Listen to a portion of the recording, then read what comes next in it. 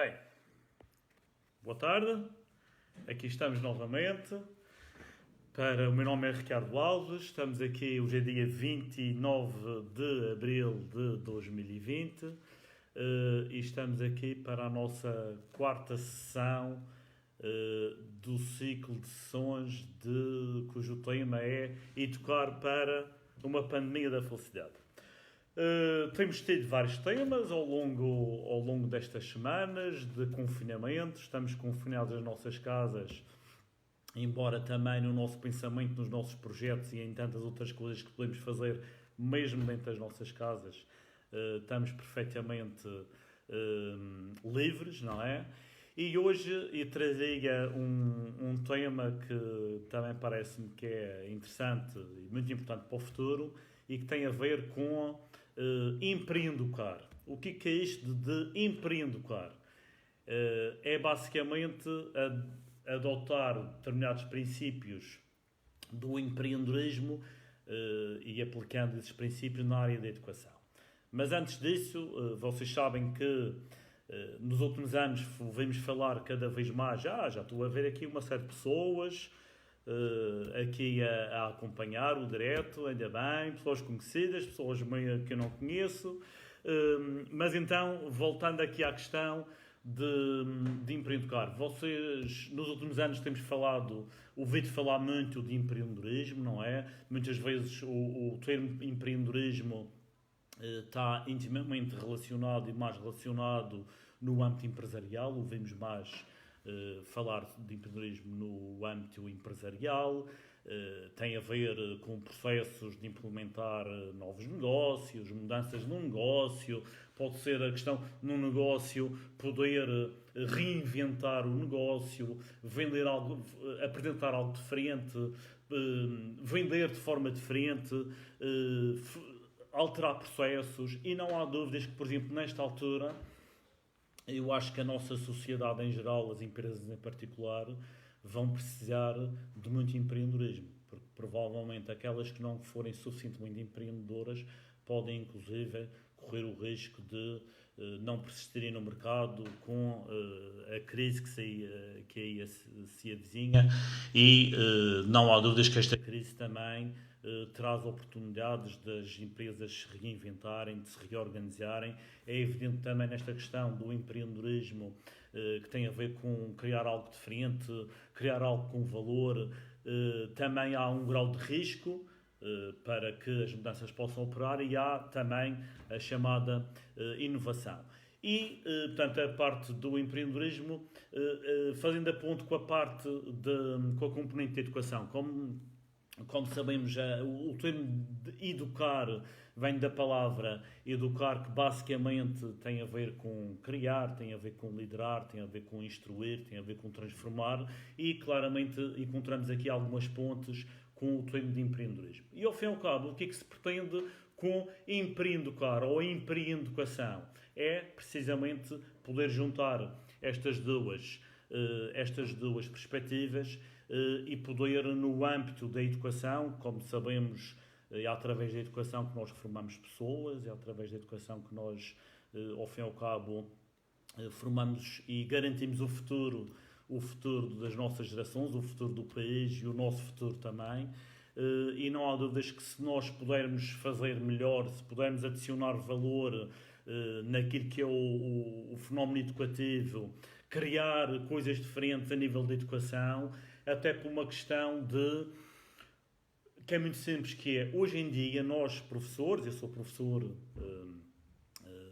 também, para além de ser empresário sou professor, ou para além de ser professor sou empresário, e um dos desafios que existem hoje em dia na educação, quer do ponto de vista dos professores, mas também dos próprios pais e todas as pessoas que têm a responsabilidade de educar, é como é que eu consigo, ao fim e ao cabo, educar para um futuro que é incerto. Ou seja, esta situação da pandemia traz-nos cada vez mais evidente o facto que o futuro muitas vezes é completamente imprevisível e o futuro muda de uma forma absolutamente evidente. E nós, ao fim e ao cabo, hoje em dia, estamos a educar crianças ou jovens que vão viver e que vão trabalhar no do futuro num contexto que nós não sabemos bem como vai ser. Provavelmente muitas das crianças, e existem já estudos que apontam para isso, há muitas crianças que hoje em dia estão agora a começar, estão a nascer, estão já no primeiro ciclo, alguns do segundo ciclo, isso tudo, que terão profissões que hoje em dia não existem ainda. E viverão num mundo que está em transformação cada vez mais rápida, que nós não sabemos bem que mundo é que vamos ter. Aliás, nós não sabemos que mundo é que vamos ter daqui a 3 meses com esta imprevisibilidade toda. E é um desafio, de facto, nós podemos educar com base nisto e preparando as pessoas para o futuro. Um futuro que é imprevisível e que é incerto. E não há dúvidas que se a educação centrar-se numa mera transmissão de conhecimentos, é evidente que vai ser sempre muito limitadora na sua capacidade de poder preparar pessoas para a vida e para a vida profissional também de uma forma particular. Felizmente, julgo que têm sido dados passos substanciais nesse âmbito, mas acho que ainda há muita coisa por fazer a nível de educação, de forma a podermos corresponder de forma eficaz a este nível. É isso que tentamos fazer, por exemplo, no contexto da Universidade da Madeira, no contexto onde estou mais envolvido, que é a licenciatura em Educação Física e Desporto, e também o mestrado em Educação no âmbito da Educação Física. Tentamos fazer isso. É evidente que há muita coisa por fazer, mas já temos dado alguns passos interessantes nesse sentido, de forma a preparar os alunos para o futuro, que são futuros professores, e não só. E, portanto, e aqui o desafio é, se nós, de facto, compreendermos o que está em causa, que competências é que são fundamentais as pessoas dominarem e terem no futuro, que em qualquer circunstância serão válidas. E, por exemplo, princípios como a questão do o ter crítica, o ter capacidade de selecionar informação e jogar com informação e aplicar um determinado tipo de informação noutros contextos, a capacidade de se relacionar, de nos relacionarmos uns com os outros, a capacidade de podermos gerir as nossas emoções, perceber as emoções dos outros, nós vivemos, trabalharmos em equipa, vivemos com tolerância, temos a capacidade, a questão da criatividade, que é tão importante através das artes que nós ao fim e ao cabo temos o contato com as artes na escola e não só, a questão a capacidade de adaptação a contextos variados, a contextos difíceis, a capacidade de nos adequarmos o nosso comportamento a situações que são inesperadas e que temos de dar uma resposta efetiva, ou seja, uma série de questões que são essenciais para nós podermos gerir o futuro e termos sucesso na vida, do ponto de vista pessoal, do ponto de vista profissional, e que com a mera transmissão de conhecimentos, evidentemente que isso não se consegue na sua totalidade. E, portanto, e de uma forma resumida, gostava de vos dar aqui alguns pontos que são pontos também de reflexão para esta questão do empreender.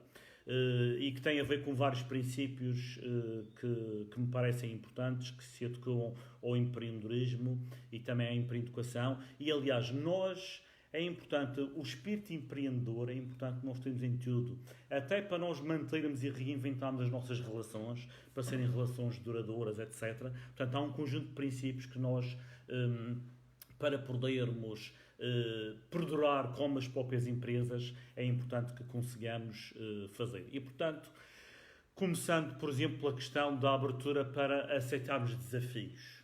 Uma questão que é essencial na questão do empreendedorismo é a capacidade que nós temos de aceitar desafios e de poder, ao fim e ao cabo, corresponder aos desafios. Porque a questão do aceitar o desafio é meio caminho andado para nós operarmos mudanças. Porque se nós não aceitamos um desafio, estamos muito agrafados ou muito condicionados por aquilo que é a nossa experiência do passado, aquilo que são as nossas vivências, nós não temos a capacidade ou a força anímica ou a motivação de poder fazer coisas diferentes. E, portanto, o aceitar desafios, ter a mente aberta para coisas diferentes e para fazer coisas diferentes é meio caminho andado, e é importante no contexto educativo também os professores ou os educadores poderem efetivamente experimentar, ter o desafio de experimentar coisas diferentes. Hoje em dia o que está a acontecer, os professores estão a trabalhar, estão a fazer ao fim e ao cabo, aulas não presenciais, não é? Eu próprio também tenho feito isso.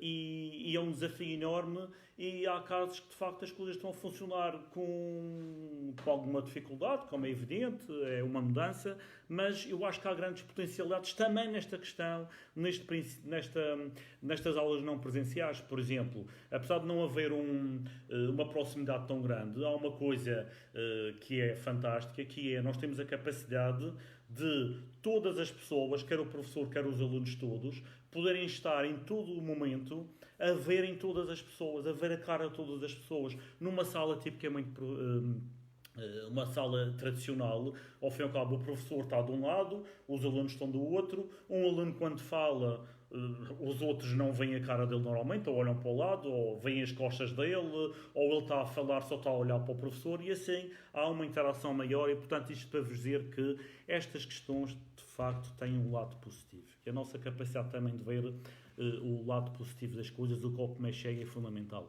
Outra questão também é a nossa capacidade de assumir riscos. É evidente que para nós mudarmos, para nós inovarmos, para nós empreendermos, nós temos que assumir riscos. Fazer uma coisa diferente assume um determinado risco. Mesmo uma criança aprende a andar, não é? Quando aprende a andar, coloca-se de gatas, primeiro começa a gatinhar, depois levanta-se e põe-se de pé, levanta-se e começa a caminhar, e isto acarreta algum risco, mas a criança, até por questões de instinto, tem um instinto de começar a andar, mesmo caindo, volta a cair, volta a andar, e assim, e é este risco que faz com que ela consiga e aprenda a andar e desenvolver a sua vida, ao fim e ao cabo, para a frente. E isto é essencial também no contexto educativo, que é nós assumirmos riscos e fazermos coisas diferentes, correspondendo àquilo que são as necessidades atuais e as necessidades do futuro dos nossos alunos que vão também, ou dos nossos filhos que vão também estar num mundo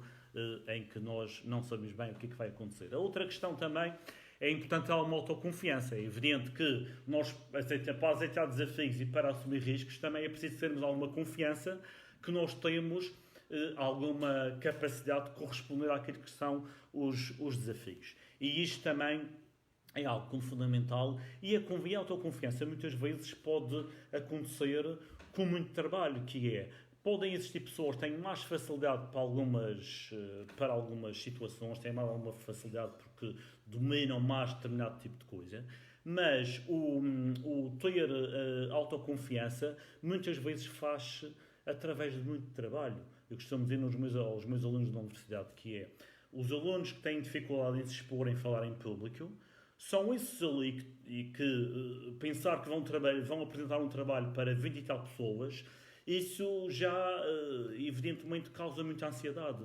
E o que eu digo é, a forma que vocês têm de diminuir essa ansiedade é prepararem muito bem a vossa apresentação. Saberem muito bem aquilo que vão falar, prepararem-se muito bem.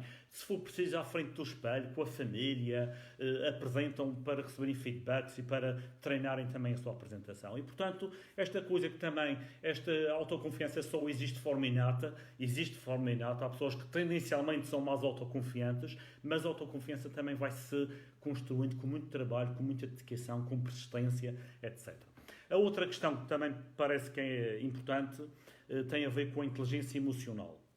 Falamos cada vez mais de inteligência emocional, ou das chamadas inteligências múltiplas, e a inteligência emocional é muito importante até porque a ciência tem provado que há pessoas que podem ter um QI muito elevado e que são pessoas que podem não ter sucesso a nível profissional, podem não ter sucesso a nível pessoal, e porque há muitas situações em que, apesar de racionalmente serem pessoas muito dotadas, pois há uma certa incapacidade ou limitações para gerir emoções, para perceber as emoções dos outros, para poderem lidar com a frustração, para terem a capacidade de, ao fim e ao cabo, adiar a recompensa, sujeitarem-se a determinadas coisas que têm um determinado objetivo, que é preciso persistência, etc.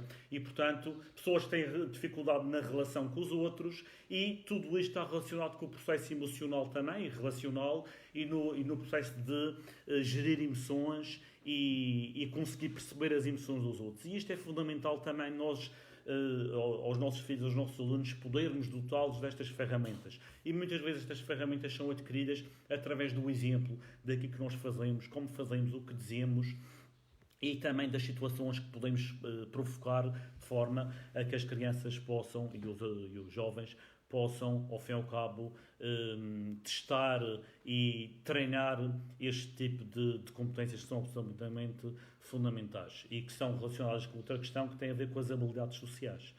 Nós somos seres essencialmente que vivem em sociedade, nós dependemos claramente uns dos outros para vivermos e para sobrevivermos, e as habilidades sociais, nós temos determinado tipo de habilidades sociais, é absolutamente fundamental para podermos ter sucesso. E através da educação é fundamental que nós possamos transmitir ou promover situações em que estas habilidades sociais possam ser trabalhadas, possam ser reforçadas, possam ser, ao fim e ao cabo, testadas e desenvolvidas, que é fundamental para que as pessoas possam, no futuro, com este tipo de competências, possam aumentar a sua probabilidade de terem sucesso e de serem felizes. A outra questão, que também é importante, e que tentar respeitar os 20 minutos, tem que acelerar um bocadinho, isto sabe sempre é muito pouco, pelo menos para mim, para vocês que estão aí desse lado, não sei, mas para mim sabe sempre muito a pouco.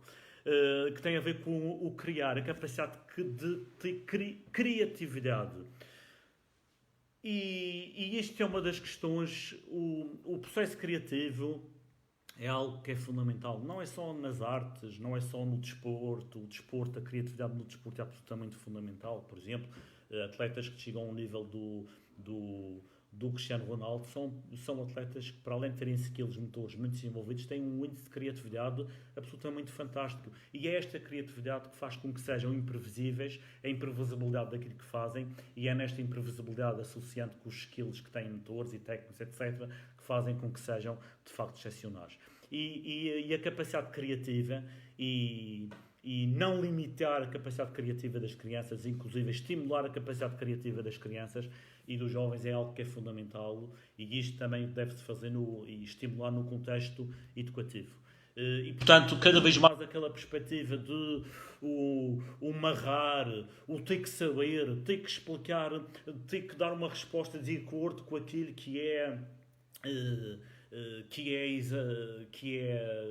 está nas definições, que está...